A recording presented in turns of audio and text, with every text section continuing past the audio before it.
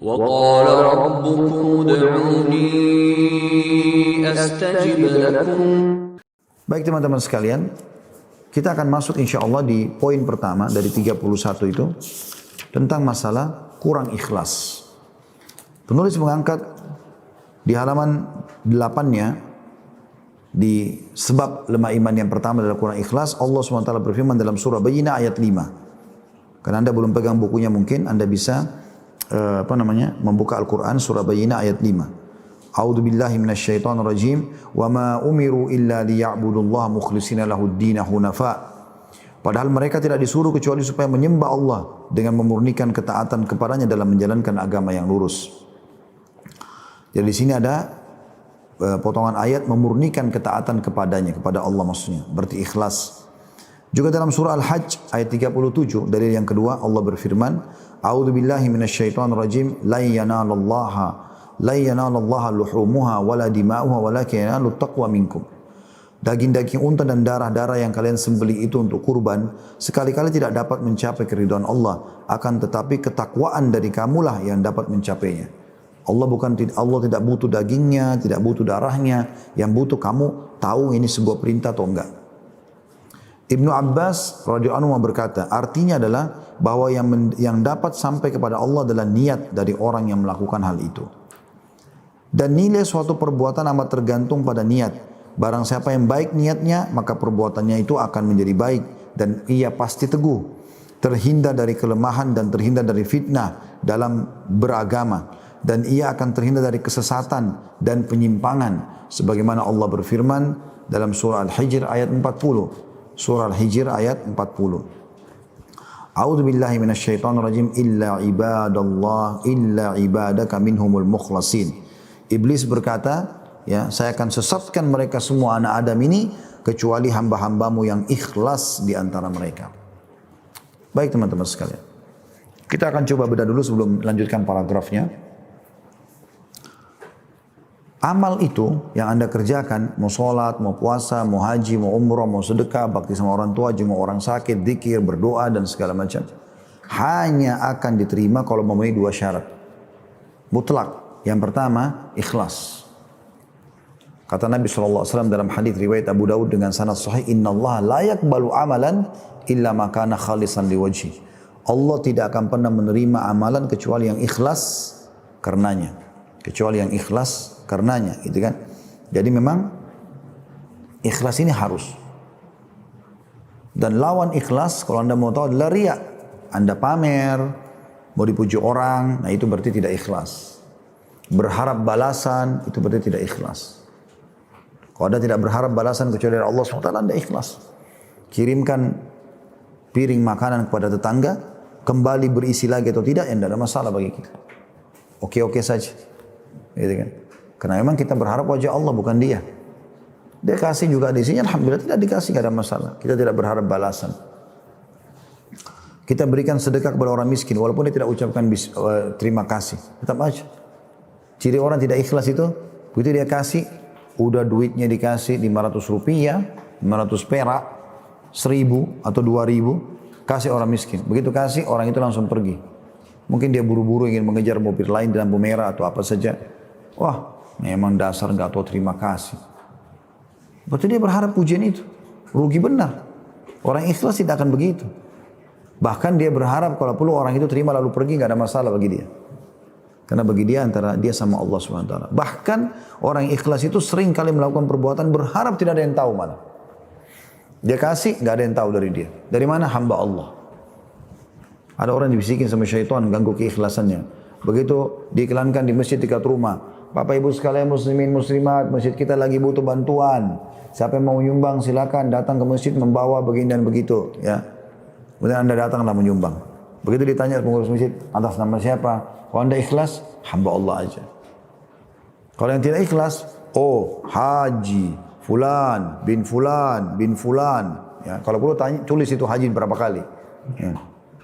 Atau hajja fulana binti fulan bin dan seterusnya. Naudzubillah.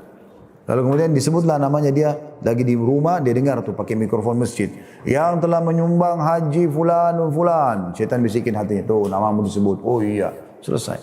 Hanya sebatas itu. Untuk apa teman-teman riya ini? Untuk apa? Manfaatnya apa? Hilang. Mau ngejar lidahnya orang?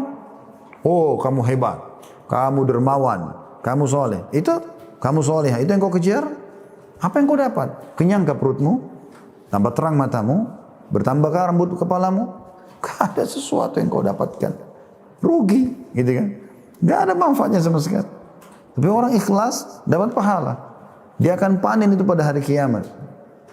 Kita sebagai seorang muslim yakin, "Wa may ya'mal mithqala dzarratin khairan yara." Siapa yang buat seperti biji sawi dari kebaikan, pasti dia akan dapat lihat dan dapat balasannya. "Wa may ya'mal mithqala dzarratin syarran yara." Allah gunakan kalimat dzarrah, dan siapapun yang berbuat seperti biji sawi dari keburukan, dia akan lihat. Semua akan didapat. Maka rugi kita butuh di sana. Saya kasih resep kalau orang mau riya sebenarnya. Daripada antum sholat malam, udah 1 jam, 2 jam sholat malam, udah khusyuk, udah berdoa. Terus besok teman kantor juga riya. Semalam kau sholat gak? Saya sholat. Begitu, akhirnya hilang pahala 2 jam. Gak usah repot-repot. Malam hari kalau mau tahajud, cari siapa yang jadi target anda besok. Misal atasan fulan, teman fulan. Ketuk rumahnya bel, saya mau sholat malam, lihat nih. Selesai. Gak usah tunggu besok pagi, kan rugi. Buang-buang waktu itu. Ya. Mereka para salafus saleh teman-teman sekalian berharap agar amalnya tidak diketahui. Dan Nabi SAW juga sudah mengatakan dalam hadis sahih riwayat Muslim, Inna Allah yuhibbu taqiyul ganiyul khafi. Allah cinta sekali dengan hamba yang taqi, suka patuh pada Allah. Yang diperintahkan kerjakan, yang dilarang jauhi. Yang halal nikmati, yang haram tinggalkan. Lalu ghani, kaya, suka bersedekah. Dan khafi, suka merahasiakan amalnya. Sebagian salafus saleh teman-teman pernah bersedekah 20 tahun. Bukan 20 tahun malah, seumur hidupnya sekian tahun dia bersedekah. Enggak ada yang tahu kalau dia bersedekah, termasuk orang-orang miskin yang menerima sedekahnya. Dinukil sebuah kisah seorang penduduk Madinah dari cucu Nabi SAW. Orang ini sangat soleh. Setiap habis sholat malam, dia enggak cerita sama istrinya, dia ambil gandum, ya, berkarung-karung 1 kilo, diangkat sampai 100 kilo. Pikul di karung besar, dipelutut di pundaknya, dibawa. Dia naik kuda, dilempar ke rumah 100 orang miskin. Dia nggak ketuk ya, ini dari saya, nggak ada. Taruh, pergi. Itu puluhan tahun dia berjalan. Anda tahu kapan ketahuannya? Pada saat orang ini sudah meninggal dunia. Jenazahnya itu disolati, ternyata di pundak sebelah kanannya ada bekas warna hitam. Ditanya istrinya, kenapa ini pundak suamimu? Dia bilang, saya juga tidak tahu. Istrinya nggak tahu. Saya juga tidak tahu. Hanya saja saya tahu kalau malam-malam biasa dia keluar bawa karung. Karena dia tidak cerita, saya juga tidak tanya gitu. Lalu kemudian pada saat itu ada orang-orang tersebarlah begitu di Madinah, ternyata ada orang-orang miskin yang biasa terima kantong-kantong gandum, sekarang sudah tidak lagi semenjak orang itu meninggal. Baru ketahuan kalau dia lakukan. Puluhan tahun seorang di antara mereka teman-teman berpuasa sunnah Senin Kamis, 20 tahun lebih istrinya nggak tahu. Kok bisa? Bukan dia tidak bisa cerita sama istrinya, bukan dia tidak bisa aja. Tapi rupanya sebelum menikah, ini ijtihad dari dia ya. Sebelum dia menikah, dia nggak pernah sama sekali, dia selalu puasa Senin Kamis. Begitu dia nikah, dia tidak cerita sama istrinya, kalau saya puasa Senin Kamis. Istrinya seperti layak semua istri, nyiapin makan istri suaminya. Kalau Senin sama Kamis, dia nggak bilang, nggak usah saya lagi puasa, enggak. Dia diam saja, dia bawa, suruh bungkusin. Istrinya pikir dia makan, dia kebetulan punya toko di satu tempat gitu ya. Di kota Irak pada saat itu, di salah satu kota di Irak, dia pergi, kemudian dia buka, kalau dia lagi makan siang, dia panggil orang miskin, dikasih makanan itu. Dia pulang ke rumahnya setelah maghrib. 20 tahun dia buka puasa, baru dia pulang ke rumahnya makan. Istrinya pikir dia nggak puasa, untuk jaga keikhlasannya. Seseorang di antara mereka teman-teman sekalian, pada saat dia tidur malam hari, dia tidurin istrinya, sampai tidur kemudian dia bangun sholat malam. Sampai istrinya tidak tahu, bertahun-tahun begitu. Satu malam istrinya terkaget, lalu lihat suaminya sholat. Dibiarkan sama dia, besok dilihat sama lagi, terus begitu. Dan selalu kalau pagi-pagi matanya suaminya sampai memerah, kurang tidur. Lalu dia tegur satu malam suaminya pas turun, mau sholat malam, lalu kemudian dia mengatakan, wahai suamiku, kasihanilah dirimu. Aku perhatikan kau setiap malam begini, entah sudah berapa lama kau nggak istirahat. Lalu kata suaminya, tidurlah wahai istriku kalau kau mau tidur. Sesungguhnya apa yang saya lakukan kebaikan buat saya dan kebaikan buat kamu juga. Maksudnya kalau saya masuk surga nanti kau juga dapat sama. Mereka menjaga amal itu. Jaga. Ada seseorang salafus saleh pernah sholat malam di hutan, diikuti oleh seseorang dan ketahuan dia sholat malam, gitu kan.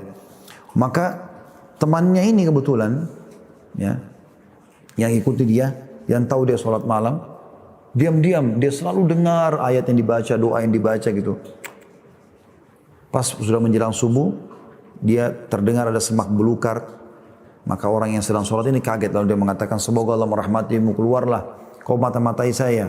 Maka temannya mengatakan, iya, saya mau tahu, karena selama ini saya dengar cerita, kalau kau tidak pernah tinggalkan sholat malam, maka saya mau cari tahu. Apa kata orang yang ketahuan amal solehnya ini? Dia bilang apa? Di tengah hutan berdua sama temannya, dia mengatakan, saya mohon kepadamu, tolong rahasiakan apa yang kau lihat. Dia mohon supaya jangan dicerita. Kalau kita subhanallah sekarang terbalik, berharap orang expose. Nggak akan sedekah kecuali ada kamera. Sebentar. Dan syuting dulu kamera. Berdoa di depan Ka'bah, subhanallah, harus Ka'bah kelihatan. Sebentar. Ya, supaya ditahu berdoa di depan Ka'bah. Ada berapa kali saya tahu orang begitu foto. Kenapa akhi dan ukhti? Apa yang mau didapat? Ini lidahnya manusia. Oh, kamu hebat. Terus apa? Gemukkah kamu? Nggak ada manfaatnya. Gitu. Harus hati-hati. Karena sayang, amal kita akan dibangkitkan hari kiamat dan kita hanya diterima ya dari amal kita adalah yang penuh dengan keikhlasan. Oleh karena itu disebutkan, kata penulis, diriwayatkan dari Umar bin Khattab radhiyallahu anhu bahwasanya Rasulullah SAW bersabda, innamal a'malu binniyati wa innamal likulli imri'in ma nawa. Sesungguhnya pekerjaan-pekerjaan itu tergantung pada niat-niatnya, dan sesungguhnya setiap orang akan mendapatkan ganjaran perbuatan sesuai dengan yang dia niatkan. Hadis riwayat Bukhari Muslim. Imam Nawawi rahimahullah berkata, ini adalah hadis sahih yang telah disepakati kesahihannya dan disepakati sebagai satu di antara hadis-hadis yang berkedudukan dan keutamanya sangat besar, serta merupakan salah satu di antara hadis-hadis yang menjadi dasar-dasar Islam. Ikhlas adalah di mana pujian dan hinaan manusia sama nilainya di sisimu, dan kesepadanan antara yang lahir dan yang batin pada dirimu. Pada zaman ini keikhlasan merupakan barang langka, dalam kurung tidak ada yang memilikinya, kecuali bagi mereka yang dirahmati Allah, apalagi di tengah kehidupan yang penuh dengan tipu daya, lemahnya muraqabah atau mawas diri dan keyakinan. Kata penulis, saya tidak yakin, saya tidak mengatakan bahwa keikhlasan telah lenyap sehingga dengan begitu saya telah berdusta. Akan tetapi untuk menuju kepada keikhlasan dibutuhkan kesungguhan dan latihan yang terus-menerus atau mujahadah dalam setiap amal perbuatan. Salah satu ciri ikhlas teman-teman sekalian adalah tidak menceritakan amal. Kalau dia ditanya, baru dia jawab. Kalau ada orang tidak ditanya cerita, berarti sudah jelas riya. Terutama masalah ibadah gitu kan. Kau puasa enggak? Kau puasa? Saya puasa. Enggak ada yang nanya. Siapa yang nanya kamu? Halo? Gitu kan. Kan enggak boleh. Gitu kan? Kan aneh benar. Tapi kalau kita mau ke masjid, tiba-tiba ada yang tanya. Mau kemana? Pak, mau kemana? Masa kita bilang, kalau saya bilang riya nih. Kan tidak mungkin. Ya saya mau ke masjid. Kan lagi ditanya. Kalau ditanya beda. Kalau tidak ditanya, nah ini jadi masalah. Satu perbuatan jika telah dinodai dengan berbagai macam noda berupa riya atau mencari kemasyhuran, maka sungguhnya sikap itu akan menjadikan seseorang lemah dalam melaksanakan pekerjaan itu. Bahkan pekerjaan itu akan menjadi sia-sia.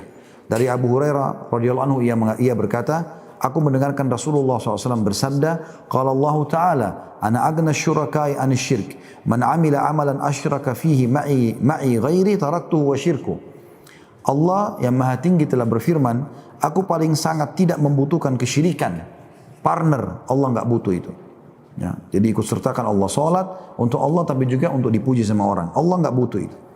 Maka barang siapa yang telah melakukan suatu perbuatan yang dalamnya perbuatan itu yang mempersekutukanku dengan selain aku, kata Allah, maka aku akan meninggalkannya dan perbuatan syiriknya itu.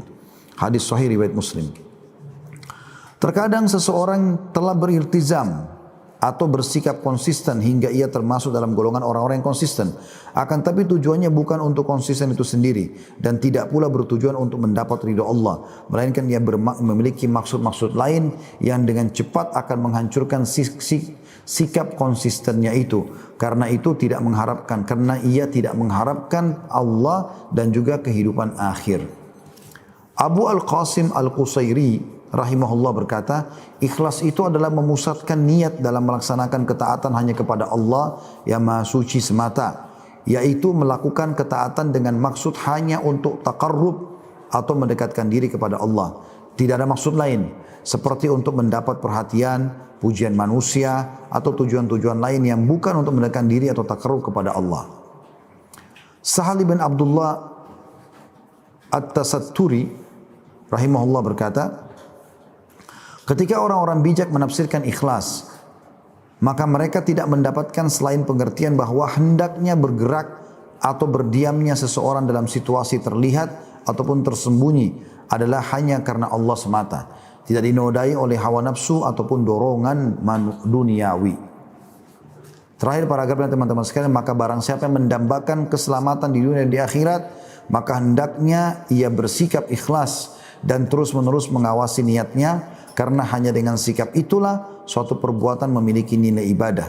Pekerjaan sedikit atau kecil yang disertai keikhlasan itu lebih baik daripada pekerjaan banyak yang hampa tanpa keikhlasan. Saya akan tutup teman-teman sekalian dengan kisah Zubaidah rahimahullah. Anda mungkin tidak tahu siapa Zubaidah. Ya. Itu bukan orang Indonesia, tapi dia adalah salah satu ratu Islam. Zubaidah, namanya dia Amatullah. Ya. Dia adalah istri Harun al-Rashid, salah satu khalifah di zaman Abbasiyah, yang terkenal dengan kekuatannya, keberaniannya dan segala macam.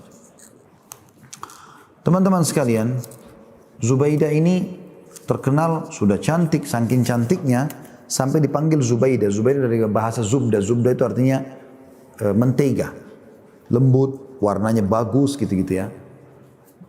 Orang juga pakainya mudah dan seterusnya. Jadi dia menggabungkan antara kecantikan, kedudukannya sebagai ratu, dan rajinnya beribadah terutama sedekah.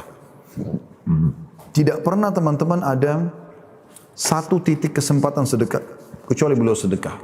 Kalau Anda keluar dari Arafah menuju ke Muzdalifah satu waktu Anda pergi haji atau Anda umrah insyaAllah, pada saat Allah juga sudah bukakan kembali biidznillah, maka antara Arafah dengan Muzdalifah itu ada gunung, itu umumnya pasti dilewati oleh bus-bus umumnya ya. Di sebelah kanan itu ada gunung, kalau Anda menuju ke Muzdalifah ada tembok seperti tembok benteng tapi tidak terlalu besar ya. Itu panjang sekali, itu adalah saluran air Zam-Zam. Dan juga antara Mekah, Taif sampai ke Irak ya, karena dulu ibu kota dinasti Abbasiyah dulu di Irak ya. Sampai ke Irak ya, di Baghdad itu setiap berapa meter sekali, berapa, mungkin kalau kita sekarang ukuran 1 kiloan atau 2 kilo, pasti ada sumur. Ada sumur, itu semua perbuatannya Zubaidah rahimahullah. Jadi beliau suka sekali melihat, oh ternyata waktu pergi haji kok susah sekali ya jemaah haji ini. Padahal zaman dulu tuh dia pun, walaupun dia ratu, dia pakai unta. Gak ada AC kayak kita sekarang. Tetap capek gitu kan.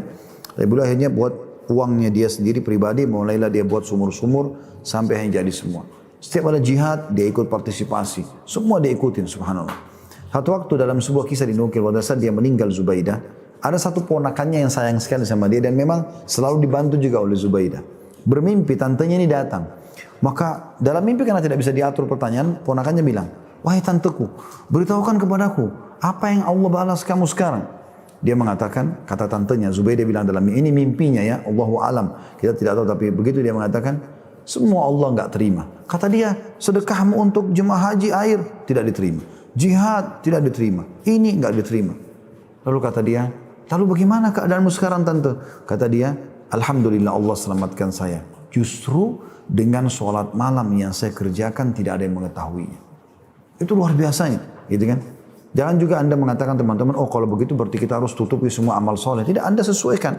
Kalau amal soleh itu memang harus terang-terangan, kayak sholat berjamaah, jihad, Anda mencari nafkah rezeki di luar, Anda haji, kan harus dilihat orang, apa boleh buat? Tinggal kontrol diri. Tapi amal yang Anda sudah kerjakan sendiri, kayak sholat malam, sholat duha, ada orang minta tolong Anda bantu dari belakang, tidak ada yang tahu, Anda mengaji, yang nggak usah dibuka. Karena kalau Anda buka amal yang tersembunyi ini, maka akan menjadi riya tentunya. Allahu a'lam.